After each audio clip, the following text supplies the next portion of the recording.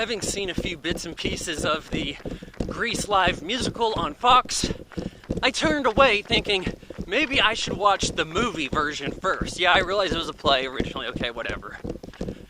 So, just so happens Netflix has Grease available on its streaming, and I watched that. What a surprise. And yeah, you guys probably seen the movie by now. I had been avoiding it for a while. Really, I guess I'd gotten the best part of it every time I'd ever try to see any of it. And that was the Summer Days song and dance. That's really the best part. But anyways, John Travolta plays Danny, a member of the T-Birds kind of clique or gang at this high school, late 50s, California, I believe.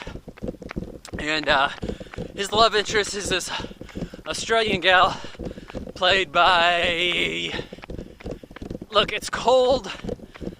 I'm doing this without notes or anything. Olivia Newton-John. So playing Sandy. And she fell in love with him during the summer vacation that he's returning to school for her senior year. Thought she'd be going away, but no, she's actually staying in California. How weird is that? But, you know, she thought, oh, hey, you're such a nice guy, but he's putting on this image, sarcastic, cool guy in front of his boys. And she tries to fall in with the Pink Ladies, I guess led by Rizzo. There's also Marty, who's into older guys, and a beauty school dropout, Frenchie. And the time is split up pretty well, so you can kind of understand where everybody's coming from in their relationships. But to make a complaint, how weird is it that these guys look like they're mid-30s? Rizzo in particular, that is one haggard 18-year-old. But, you know, they have issues, but they don't have parents, they don't have homework, they don't have tests, and we're going through a year of school without any of that ever coming up.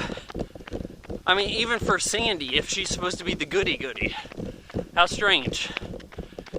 But to continue, a musical, the crux of getting the musical right is in the songs and dances.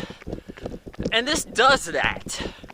1978, it might look a little newer than that, to be honest with you, but the songs and dances are good. The story, I mean, I was kind of flustered with it being littered with sex jokes for like the first hour. I was like, man, this is PG, isn't it? How come there's talk of a gangbang, condoms, pregnant? I mean, just, it's going everywhere with this shit. So, but you know, if you think about it in the time, 70s, 80s, the teen sex comedies, they take place in the 50s. Like, oh, today's kids aren't doing that, but back in the day, in the past, it was wild. But it's safer now. That was kind of the image they were selling. But to compare this against Grease Live, I was put off by the racial harmony that seemed to be like progressive beyond historical reference. I was put off by that.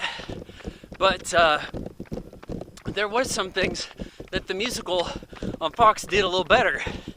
For example, Eugene, nerdy guy, gets a little bit of redemption. Nothing happens to him here. He takes a pie in the face after it's discovered that he can pitch. What good is that if he's a senior? And this is a senior celebration day. It doesn't make any sense. But in the musical, he gives their car Grease Lightning Nitrous. It makes them win the race. And that works out. Also the way that, God, the dead guy, what's his name, Kevin Conway? I don't remember his character's name. But anyways, he was going to punk out of this race. And in the musical, it gives him a good reason. Like, he thinks he may have a kid coming. He doesn't want to die, leave Rizzo hanging. And Danny opens the door of the car, knocks him out a little bit. And he's like, no, I'm fine. And it's like, no, maybe you should sit down. Yeah, good idea. You race for me. In the movie, that's not the case. It's definitely an accident. and then you don't get the sense that he wanted to sit out and save face in that regard. And I'm probably saying save face a little too much. You guys check me on that. But it concludes with a celebration. The Grease Lightning beats the Scorpions, I think it was their clique, in a drag race. So they traded pinks. So I guess somebody's going to end up with their car. Sandy has decided to turn bad girl, so she's shedding her goody good ways, and Frenchie hooks her up, restyles her.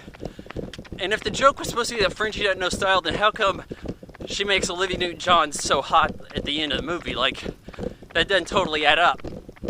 But on the same note, Danny's changing too. He's got the Letterman's sweater. It's a sweater, not a jacket, oddly. He's got that on, and he's trying to fit in with Sandy. So they're both trying to change so the other one likes them. And then they realize, hey, we're meeting in the middle. We're going to be above the influence of our friends. And that's a pretty damn good message for a movie in the past, let alone today. But yeah, there's just a few little things that kind of annoyed me. And I felt like it went too far away from realism. Not having tests, parents in particular. These are things you're probably not thinking are a big deal, but if you don't have nostalgia goggles on, you realize, hey, who is to say these are high school kids? They're going to a building, and they're there every once in a while. They don't have high school kid concerns. It's very strange. I give Grease 2.5 out of 4 stars.